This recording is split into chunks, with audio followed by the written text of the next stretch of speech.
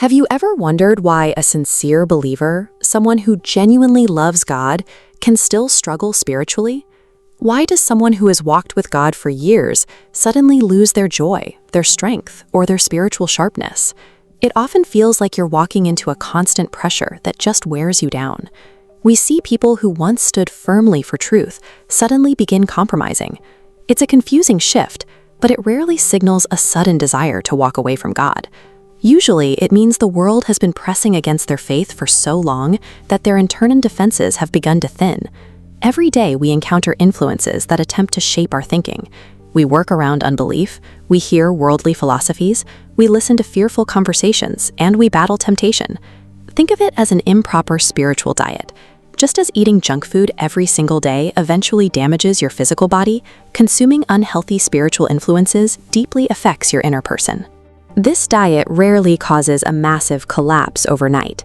It happens very gradually and almost unnoticed.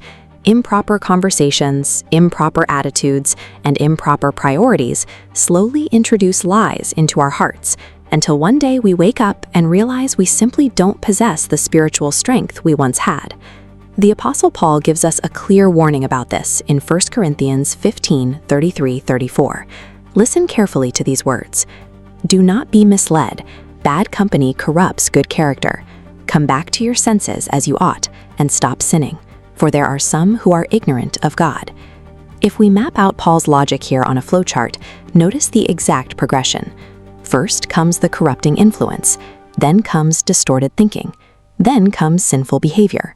Paul doesn't simply tell believers to stop sinning right out of the gate. He first tells them to come back to their senses. He says that because sin always begins with damaged thinking. The heart must be restored before behavior can consistently change. This is the exact purpose of spiritual medicine. Scripture specifically designed to repair the heart's fundamental ability to respond to God's lead. If we want a case study on this, we have to look at the Apostle Peter. Before Jesus was arrested, Peter confidently declared he would never deny his Lord. Peter relied on what we call the human factor. He trusted his own sheer determination. But Jesus already knew what Peter did not yet understand. Without God's sustaining power, human strength alone is never enough. When the pressure of the arrest and the threats that followed arrived, the weight crushed Peter's confidence. He collapsed, denying the Lord 3 times. What actually happened there? Did Peter suddenly stop loving Jesus? No. The external circumstances simply became stronger than Peter's internal inner strength. He hit his limit. Human determination eventually reaches its ceiling. God's resources never do. We have to shift our reliance away from our own willpower and toward the God factor, His mercy, His grace, and His Spirit working within us.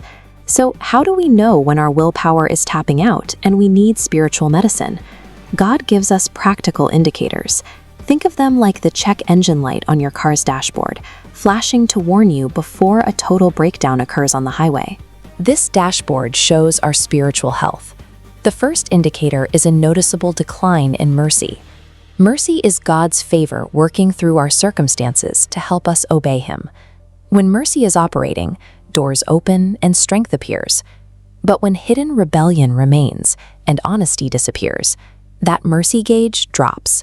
Circumstances become persistently abrasive, and God's quiet help seems to vanish. The second indicator is a decline in grace.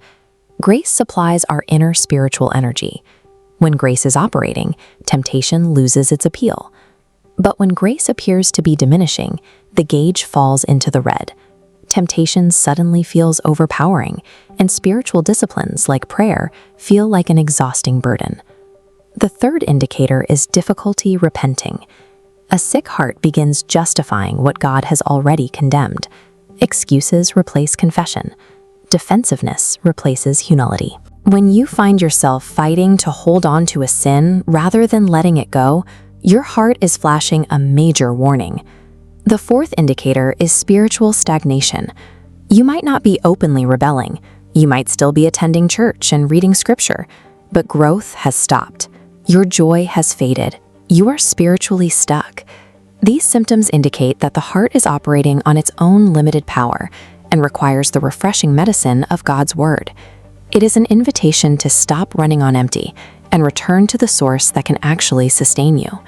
The prescription is God's Word, but we cannot treat the Bible merely as a textbook for gathering information.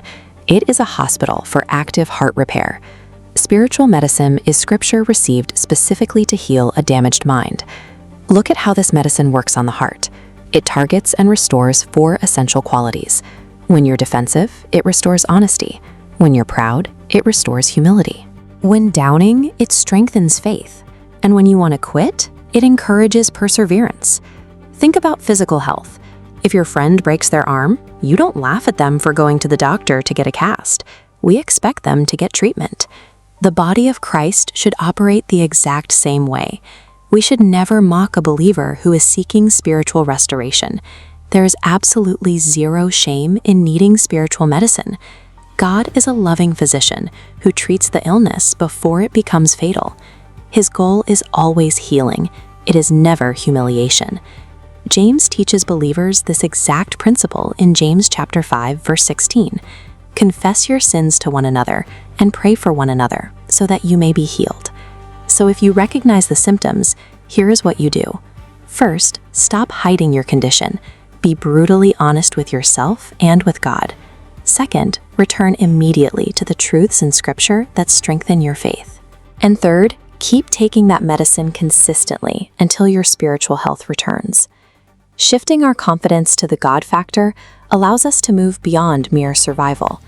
When we lean on His mercy, grace, and strength, we become healthy enough to bear abundant fruit, remain faithful, and help others find healing.